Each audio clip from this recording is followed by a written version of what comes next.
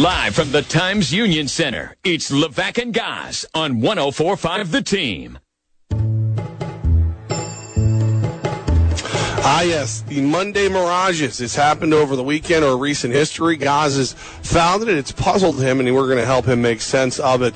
The only thing we can't say to him when explaining why it's either a mirage or real is realish.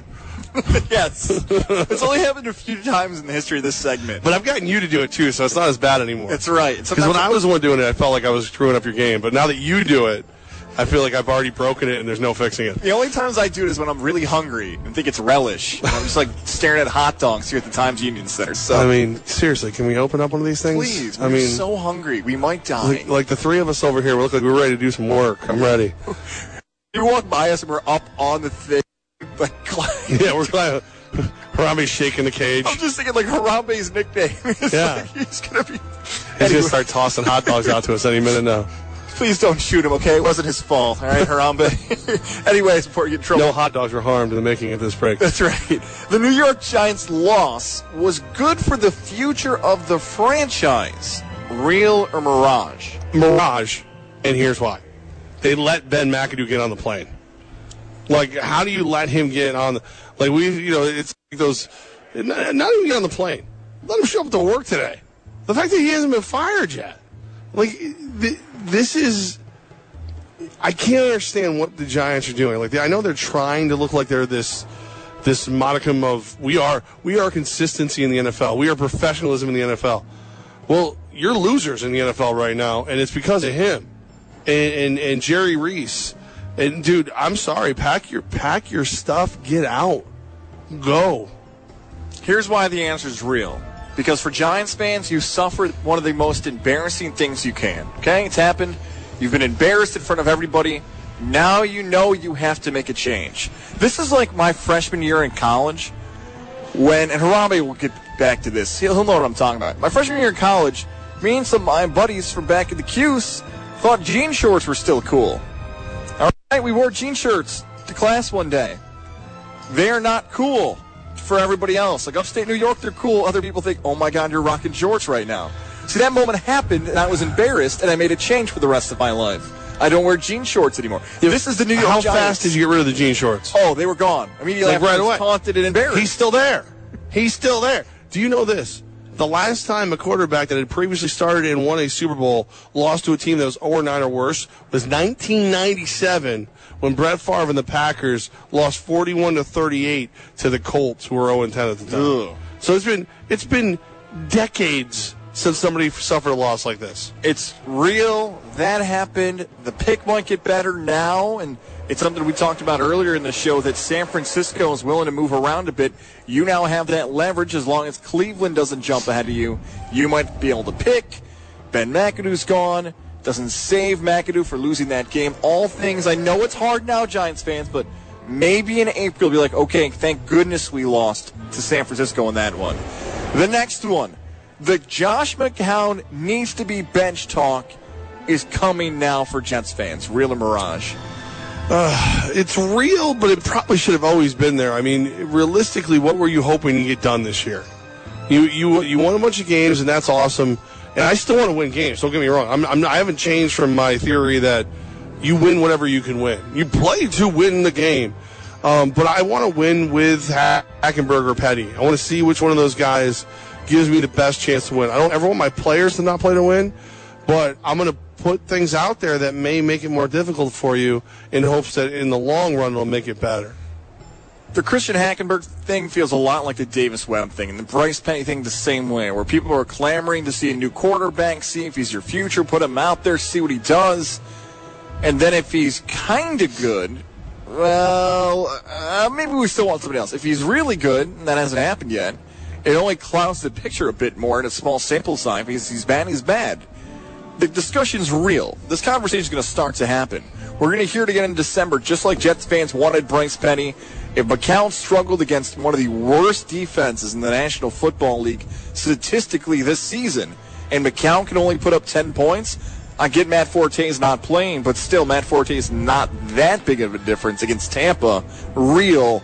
Don't be surprised tomorrow, closer to Friday, Jets fans, I'm sure Jimmy in Kisaki, Mike in Schenectady, Nick in Syracuse, they might be calling us this week about if they want to already see Hackenberg or Bryce Petty again. Mike's getting quiet. Remember Mike was calling like every day to let us know what the record was? Maybe we'll hear from him tomorrow again. Maybe he'll remind us what the record is. The New Orleans Saints are this year's Atlanta Falcons. Real and Mirage. We're talking about the 2016 Falcons. Do you see how an NFC South team flying under the radar with a good offense could be a Super Bowl team? Do you see the similarity? It's Real and Mirage. I'm gonna go Mirage. I mean, I see what you're saying. It makes sense, but this team is different than that team on a couple small levels. It's done it before. Well, at least Breeze has. They're willing to run the ball in ways that I don't think Atlanta would have allowed. They will power back you with Ingram. They'll scat back you with Kamara. I mean, this team looks better to me, more solid, more a greater foundation than Atlanta did last year, which is probably real bad news for everybody else in the NFC. I think back to the Vikings-Saints Monday Night Football game in Week 1, and Adrian Peterson goes against Minnesota, and John Gruden's on the call. He kept saying how much Sean Payton loved Alvin Kamara, and I'm thinking, I mean, Gruden, I think you're being a little too nice. That's your third-string running back, okay? Most teams don't suit up the third-string running back unless he's really good at special teams. That's not. And then slowly but surely, Gruden was right. Sean Payton dumps Adrian Peterson. This team's 7-2. For me, it's real. The only difference is that all-pro wide receiver, Julio Jones, was a guy over in Atlanta. They thought Michael Thomas could be the guy in New Orleans. Statistically, hasn't been as good as guys like Colston and others and Jimmy Graham.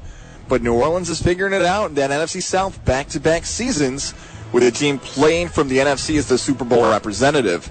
Let's stick with the NFC here.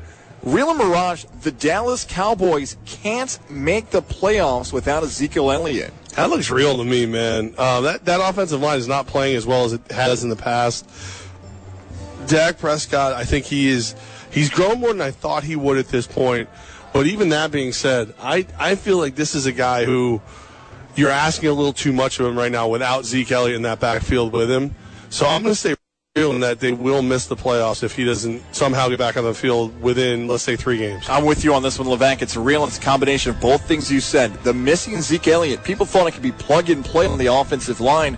Hey, you might not have a 1,000-yard back, but 3 backs who can get you around 1,000 is the same production and same value.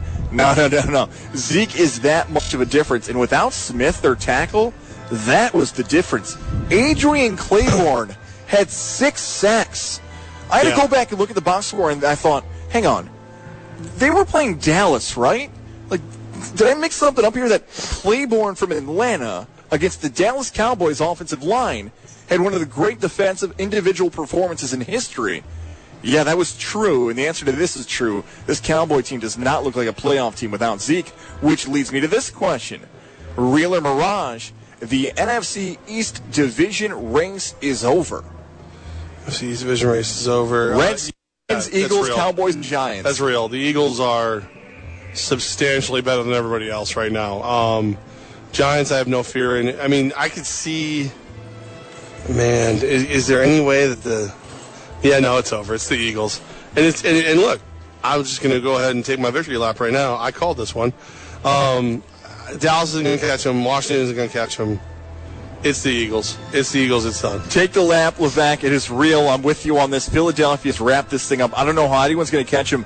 If you compare every other division, you can make a solid argument right now that the Eagles in the NFC East have the best chance right now to say it's done, it's over, than anybody else. The Patriots and Steelers are close. Pittsburgh's got a 3-game lead over Baltimore. Baltimore's never looked really impressive this season.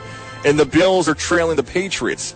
But Philadelphia's right in that mix of any division in football that you could say, done. Put some money on it in Vegas and get some money back. I will say this. When Richard Sherman went down this weekend, I kind of started to feel the same way about the Rams. And let's go to this question. If you think it is the Rams, Real or Mirage, Jared Goff should be talked about as the MVP this season. Wow. Talked about, I'll go real. In the conversation. This is one of those situations where, like, I almost give it to Aaron Rodgers even though he isn't playing. The old Peyton Manning style, yeah. He was the Colts? Yeah. I mean, if you're going just the NFC, Carson Wentz is probably my guy right now. But as far as the AFC goes, it's always, it's one of the, just like I said with LeBron. If LeBron's on the court, it's LeBron. If Tom Brady's on the field, it's Tom Brady. But Carson Wentz right now, that offense with him out there, the way he is so mobile, and, Goff's more of a stereotypical drop-back passer, where Wentz can do that, but he also run for his life, extend plays, and everything else. I would go Wentz. Okay, so I'm going to go real. I would go Wentz as well, but Goff made me look smart for once in fantasy versus reality. Robert Woods had a monster game, thanks in large part to Jared Goff's effort. Real, and he's third right now. He's behind Wentz, and he's behind Brady. But if the Rams fans, like our guy Kenan Latham and others, and I know EC on Twitter is another one, if they want to make the argument of here's Goff versus Wentz, and for any reason Philadelphia falls off, which I don't think they're gonna, there might be a time where we line up some stats and we line up weapons and say, why is Goff that much lower than Wentz?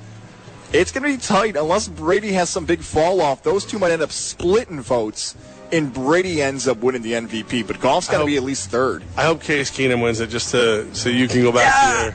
I love Case Keenum days. What a game, baby. 4 touchdowns for Case. 2 more here for you. I told you it was going to be a long Monday Mirage because there's a lot that happened this weekend. Real and Mirage, 0 undefeated teams will enter the college football playoff later this year. Oh, wow. I'm going to go... I'm going to go Mirage. I'm going to go Mirage. I can't just say that there's no... Yeah, I'm going to go Mirage. I'm going Mirage, too, but you know what? I saw exactly what you're about to do. You're about to do what I was about to do. I wanted to go realish so bad. I wanted to put it right in the middle because I could really see in the SEC title game. I could see Georgia beating Alabama. I could see Clemson beating Miami, and I could see Wisconsin losing in the Big 12 title game. All 3 of these teams are going to have conference title games, and all 3 could likely lose. I'll go with Mirage. Miami was the undefeated in there? They could. Right. Yes, they got to beat Clemson, and Clemson, some people have ranked, they've ranked them in the top 5. I go Mirage. I think Alabama will have 1 loss. No, I'm going to go... Bama's going to be undefeated. I trust them the most. I'll have Bama there. Last one here. Real and Mirage, Frank Ntilikina will have the best game of his career tonight for the New York Knicks. I want to say Real. I'm going to say Mirage. There's a long career ahead of that kid. Let's not go ahead and pigeonhole. How about I rephrase it? Real and Mirage, Frank Ntilikina will have the best game of his career so far. His best game career so far. You know who he has to play against, right? Yeah, LeBron James. Yeah, no, I'm gonna go Mirage. I'm gonna stick with Mirage. I'll go Mirage too, and for that same exact reason. Yeah, it's we can be smart once in a while. The show is about to become far more intelligent. John Dargenio is about to join us, talk about Siena and everything, all the great stuff going on with the men's and women's program.